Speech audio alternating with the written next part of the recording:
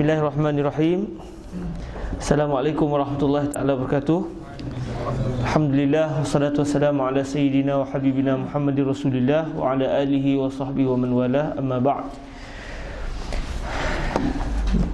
Kita akan membaca kembali masalah yang semalam kita tak mampu nak baca, masalah 312, dan saya memohon bantuan daripada sahabat saya untuk membaca. Jadi apa kita baca Jadi apa kita baca? InsyaAllah moga selamat ini bismillah. Fadal. Bismillahirrahmanirrahim. 312.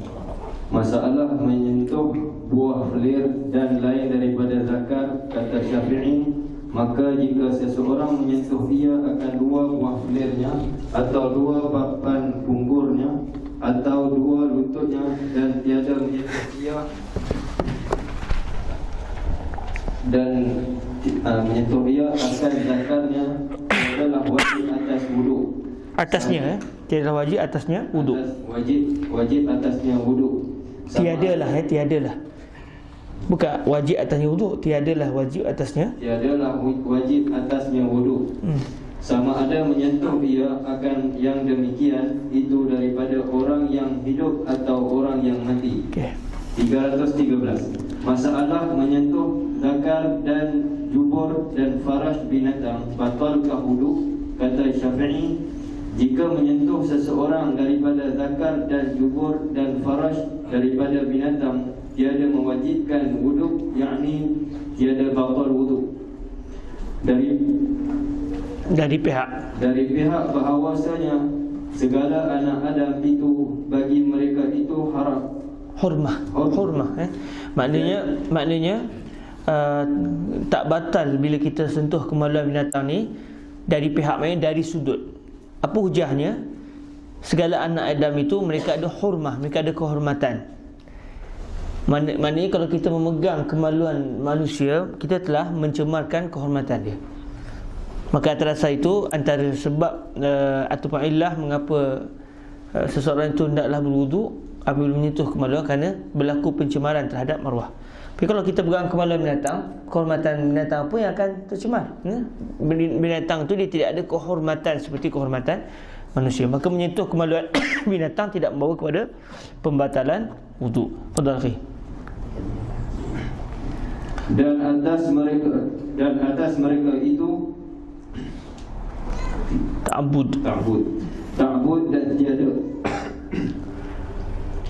dan tiada bagi segala binatang, dan tiada padanya seumpama manusia. Maknanya kalau manusia, dia ada tanggungjawab untuk beribadah, at-ta'bud. Maknanya dia ada taklifan, dia ada unsur taklif. Manakala binatang pula dia tidak, walaupun mereka beribadah kepada Allah berdasarkan cara mereka binatang, tapi dalam masa yang sama mereka tidak ada istilah taklif. Mereka beribadat kepada Allah atas dasar tasyrif. Manakala manusia pula beribadat atas dasar taklif, dan juga ia juga sebagai tasyrif. Maka atas dasar itu ada perbezaan di antara hukum menyentuh kemaluan manusia dengan kemaluan binatang. Contoh 314. Masalah menyentuh najis yang tiada dimaafkan batalkah wuduk? Kata Syafi'i, dan barang yang menyentuh seseorang daripada najis yang tiada dimaafkan daripada yang basah, darah atau nanah atau lainnya, dibasuh jua akan barang yang tersentuh daripadanya, dan tiada mewajibkan atasnya wuduk. Kenapa? Bila basah dia akan berlaku perpindahan. Kenajisan itu berpindah daripada zat ain yang najis kepada benda yang tahir. Akhirnya benda yang tahir menjadi mutanajis. Di sana ada istilah najisun mutanajis. Najis, zat dia tu najis. Air kencing najis yang keluar daripada dubur contoh, darah, dia tu sendiri dah tak boleh nak suci dah, sebab dia memang najis. Tapi ada benda pula macam benda yang bersih, contoh macam tangan kita. Bila tangan kita yang bersih ni memegang najis, dalam masa najis itu basah, atau kita yang basah, atau kedua-duanya basah, maka berlakulah perpindahan kenajisan itu daripada ain najis kepada benda yang tahir, lalu benda yang tahir menjadi mutanajis. Dan atas dasar inilah bila kita pegang najis, dalam masa yang sama salah satu atau kedua-duanya adalah unsur basah, maka berlakulah perpindahan. Tapi kalau kita pegang najis kering, kita pula tangan kita kering, maka dia tidak menajiskan. Pakar kata Fadilatul Syekh Said bin Syaltut, tidak menjadi haram bila kita pemegang najis yang kering. Bila tangan kita kering, kita pegang najis yang kering, contoh macam ada anjing, kita usap anjing tadi, dia kering, kita kering, maka dia tidak berdosa, dia tidak dianggap haram. Tapi kalau anda kata kita basah atau dia basah atau kedua-duanya basah, maka kita sengaja pegang dalam tak ada sebarang keperluan, maka dia telah melakukan satu perbuatan, iaitu mencemarkan dirinya dengan najis, dan perbuatan mencemarkan diri dengan najis adalah haram. Seperti kita ambil air kencing, kita saja pergi simbah badan kita, betul, sebab kita basuh balik. Apa hukum menyimbah tadi? Menyimbah badan dengan najis haram, melainkan sekiranya najis itu kering dan kita pun adalah kering. Ini yang saya dengar daripada Syekh Sayyid bin Syaltut Asy-Syafi'i. Fadhal akhi. 315. Masalah menyentuh zakar faras, tiadakah batal wuduk perempuan? Kata Syafi'i, dan tiap-tiap barang yang aku katakan batal wuduk lagi-lagi dari laki-laki dengan sebabnya, dan wajib atasnya wuduk. Nescaya wajib atas perempuan pula apabila perempuan itu menyentuh farasnya atau menyentuh zakar suaminya, seperti hukum laki-laki juga tiada berlainan. Kerana telah datang hadis daripada Aisyah, katanya apabila menyentuh perempuan akan farasnya, nescaya mengambil air sembahyang ia. Entah, jelas maknanya tiada perbezaan di antara hukum lelaki dan juga perempuan dari sudut menyentuh kemaluan. Fadhal.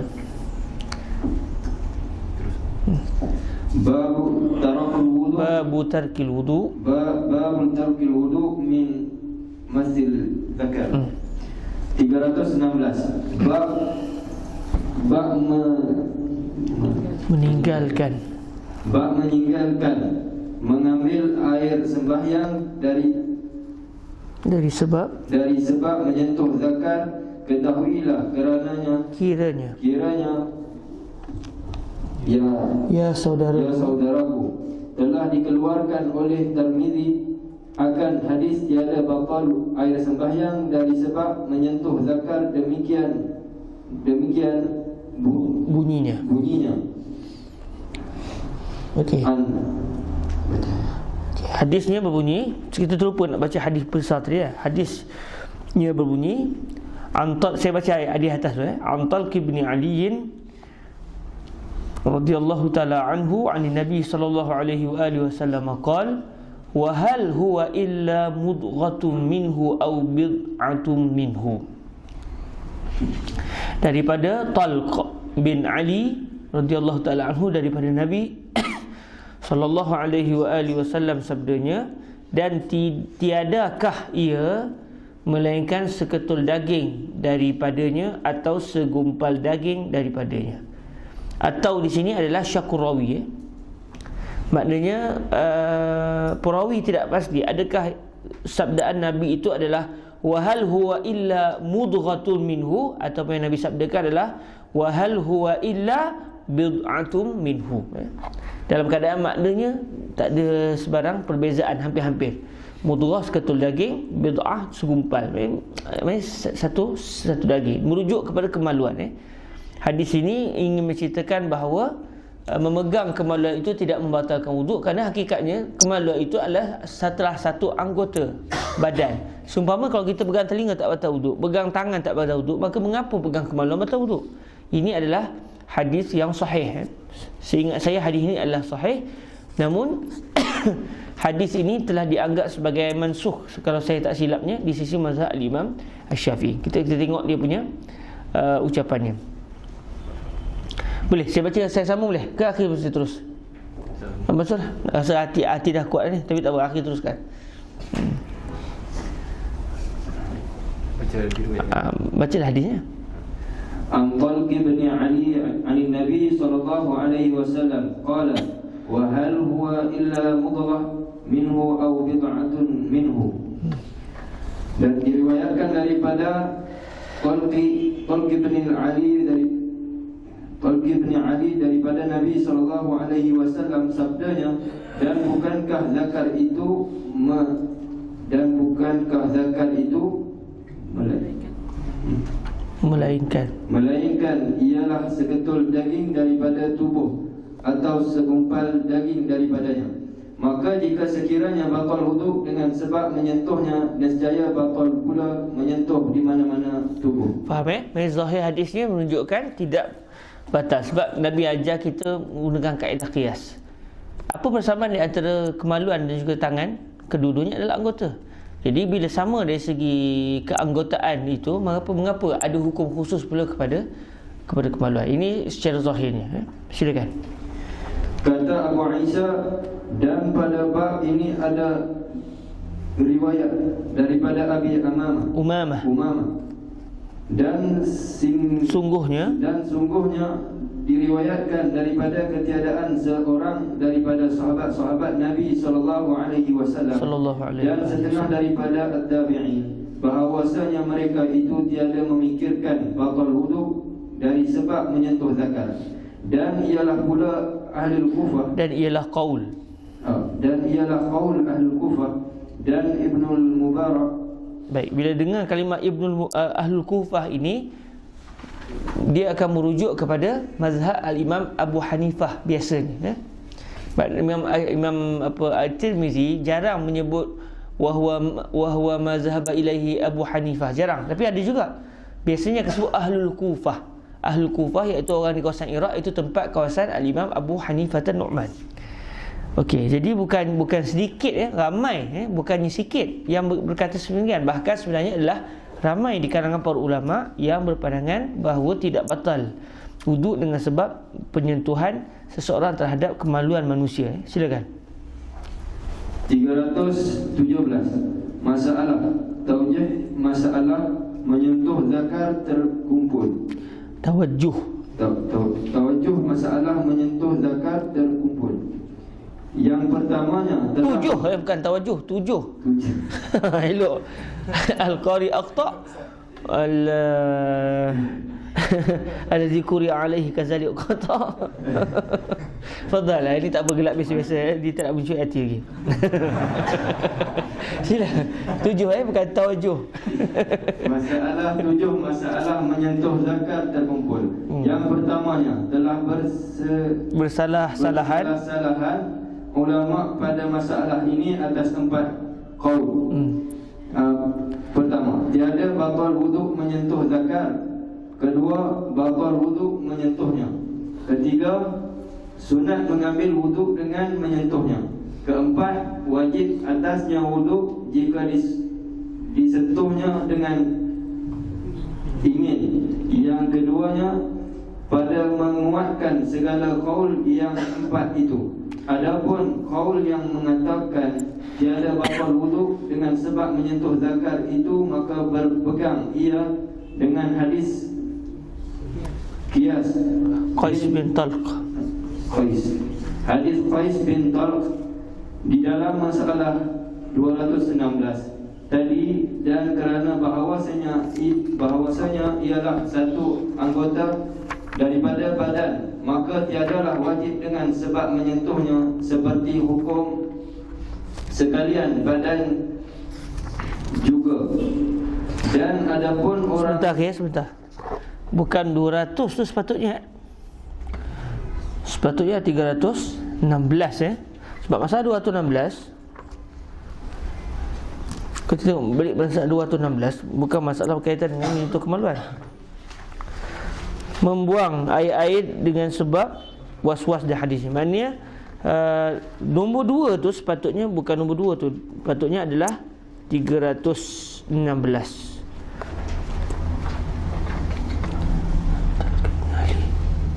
Kemudian disebut sini Qais bin Talq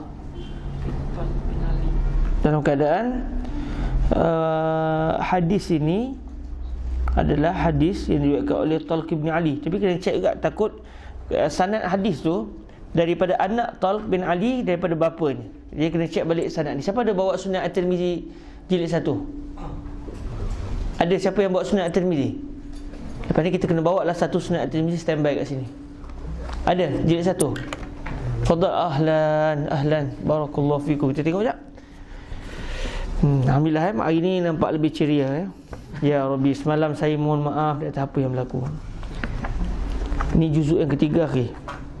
Ini daripada awal sebentar.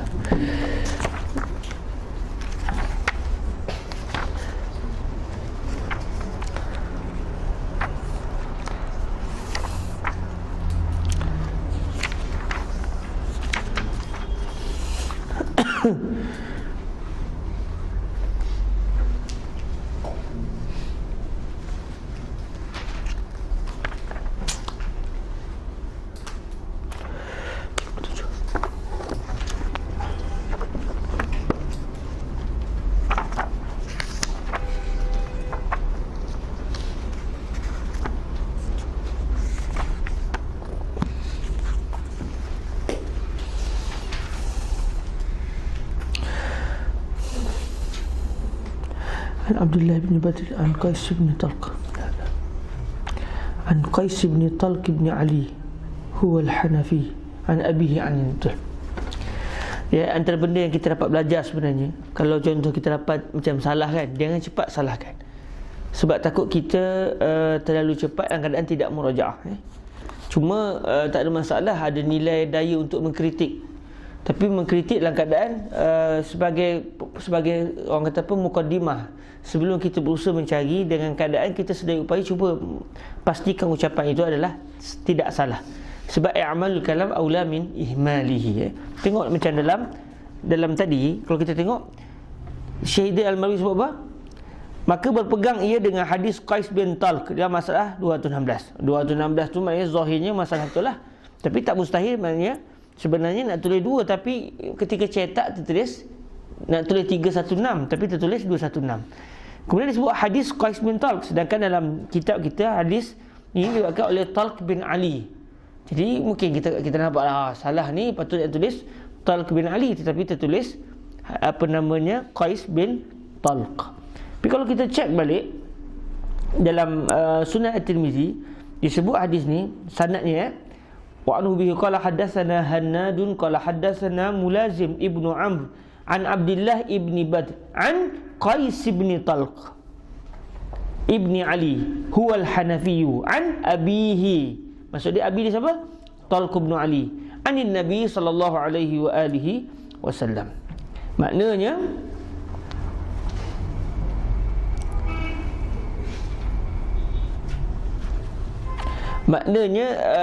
kitab ini tidak ada unsur kesalahan, tidak ada salah pada kitab ini. Sebab Syekh Idris memang mendatangkan hadis terus kepada rawi a'la, tapi dalam masa yang sama hadis ini juga diriwayatkan berpusat di mana hadis ini diriwayatkan oleh Talq bin Ali yang mana Talq bin Ali ini yang mengambil hadis daripada dia adalah anak dia sendiri, iaitu Qais bin Talq. Jadi selesai. Jadi benda tu perlukan kepada sedikit tamahul supaya tidak cepat untuk menyalahkan. Baik, jazakumullah khairan. Tafadhal akhi. Boleh baca balik semula tak? Ambil daripada yang keduanya kembali. Yang keduanya pada menguatkan segala qaul yang empat itu. Adapun qaul yang mengatakan tiada batal wuduk dengan sebab menyentuh zakar itu, maka berpegang ia dengan hadis Qais bin Talq di dalam masalah 216. Allah sawat 216 tadi, dan kerana bahawasanya ialah satu anggota daripada badan, maka tiadalah wajib dengan sebab menyentuhnya, seperti hukum sekalian badan juga. Ini pendapat pertama yang mengatakan tidak batal wuduk kerana dikiaskan kepada seluruh anggota yang lain. Pegang kepala tak batal wuduk pun.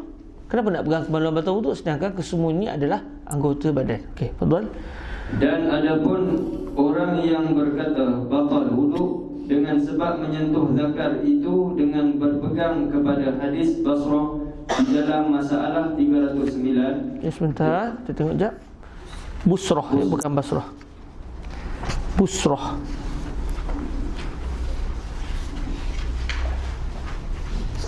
Okey. Dengan berpegang kepada hadis Busrah. Fadhal. Dengan berpegang kepada hadis Busrah di dalam masalah 309, Dan bermula suruh Nabi padanya itu ditanggungkan semata-mata atas wajib. Sebab al-aslu fil amri lil wujub, al-amru lil wujub, dalam perbahasan usul fiqh. Jadi bila Nabi suruh, maka al-aslu fi al-amri annahu yufidul wujub. Okay, teruskan. Dan adapun orang yang berkata sunat wuduk apabila menyentuh zakar itu, maka menilik ia akan bahawasanya menanggung akan suruh Nabi pada hadis Busrah itu atas suruh sunnah. Baik, kita berhenti setakat ini dahulu. Minggu depan esok kita sambung balik. Pendapat yang mengatakan sunat, kemungkinan mereka berpandangan ia sunat kerana berlaku pertemuan di antara dua hadis. Sekali hadis Nabi kata tak perlu basuh, tak perlu berwuduk, iaitu hadis Talq bin Ali. Dalam masa yang sama ada satu lagi hadis menyuruh untuk seseorang itu berwuduk bila menyentuh kemaluan. Man massa zakarahu falyatawadda. Man massa zakarahu fala yusalli hatta yatawadda. Jadi bagaimana nak menggabungkan kedua hadis ni? Maka sebahagian ulama berkemungkinan mereka akan faham arahan untuk basuh kemaluan, arahan untuk berwuduk apabila menyentuh kemaluan adalah arahan sunat. Seumpama bila Nabi pernah melarang jangan kecium diri, tiba-tiba Nabi kecium diri, menunjukkan larangan itu tidak haram. Bila Nabi suruh berwuduklah, tiba-tiba Nabi kata akan sama je anggota wuduk apa, jadi menunjukkan arahan itu bukan arahan wajib. Ini bagi pendapat yang kedua. Tapi mazhab kita memang berpandangan bahawa hadis yang menyentuh mazhab kita berpegang dengan hadis yang mengatakan man massa zakarahu fala yusalli hatta yatawadda. Seingat saya, dengan menyatakan hadis yang bahawa menyentuh kemaluan itu tak perlu berwuduk, hadis itu telah mansukh. Seingat saya begitu, wallahu a'lam. Baik, insya-Allah besok kita akan sambung lagi bab ini. Semoga bab ini dapat dibaca secara baik, tanpa sebarang isu. Wallahu ta'ala a'la wa a'lam. Allahumma salli afdala salatin ala as'adi makhluqatika sayyidina Muhammadin wa ala wa sahbihi wa sallim adada ma'lumatika wa midada kalimatika kullama kiruna wa ghafal. Allahumma salli afdala salatin ala as'adi makhluqatika sayyidina Muhammadin wa ala alihi wa sahbihi adada ma'lumatika wa midada kalimatika kullama zakaraka dzakiruna wa ghafala an zikrihil ghafilun. Allahumma salli afdala salatin ala tika sayyidina Muhammadin wa alihi wa sahbihi wa sallim adada ma'lumatika wa midada kalimatika kullama kadzakiruna wa ghafal an zikrihil ghafilun. Allahumma ja'alna min ibadika tawwabin wa ja'alna min ibadika salihin wa ja'alna min ibadika allazina yadkhuluna al-jannah bila sabiqati azabin wala hisab. Rabbana atina fid dunya hasanah wa fil akhirati hasanah wa qina azaban nar. Wa sallallahu ala sayyidina wa maulana Muhammadin wa ala alihi wa sahbihi wa baraka wa sallam. Alhamdulillahi rabbil alamin. Taqabbalallahu minkum. Subhanakallahumma wa bihamdik asyhadu an la ilaha illa anta astaghfiruka wa atubu ilaik. Bismillahirrahmanirrahim. Wal 'asr innal insana lafi khusr illa allazina amanu wa 'amilus solihat wa tawassaw bil haqq wa tawassaw bis sabr. Assalamualaikum warahmatullahi wabarakatuh.